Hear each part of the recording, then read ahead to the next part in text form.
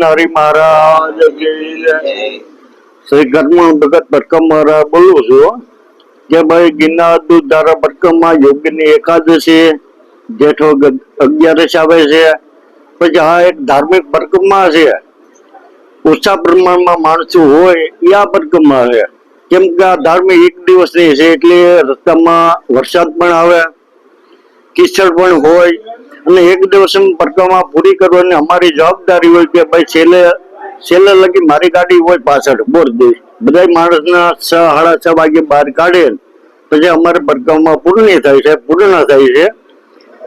તો કોઈએ જંગલમાં પલાટી ન લઈ જવો, જંગલના નિયમનું પાલન કરવું, ક્યાંય જંગલમાં ડાવરું જવાનું નહીં, કોઈ હિંસક પ્રાણી હોય એને કોઈને સાળો ન કરવો. અને આપણે એક ધાર્મિક ભટકમમાં છે, ભગવાનનું નામ લેતા ભટકમમાં પૂર્ણ કરવી. પછી આ દૂધધારા ભટકમમાં એટલે અમારે આજે 72 વર્ષ આ ભટકમના થયા છે.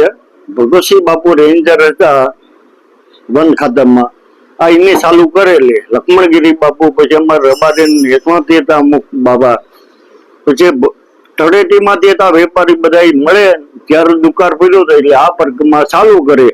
ત્યારે વરસાદ સારો થયો અને ત્યારનો વરસાદ ચાલુ છે ને આ ભટકમમાં સતત ચાલુ છે.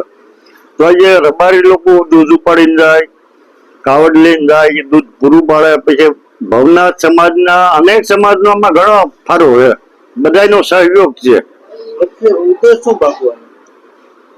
ઉદ્દેશ તો એ છે કે આજે દૂધધારા ભટકમ જે તે સમયમાં વરસાદ નહોતો થયો ત્યારે આ ભટકમમાં ચાલુ કરી હતી. પછી વરસાદ હોય જ અને હોય જ છે. તમે આજે વરસાદ નથી, રસ્તામાં જાવ એટલે વરસાદ આવશે, છેલ્લે બોરદેવી આવશે.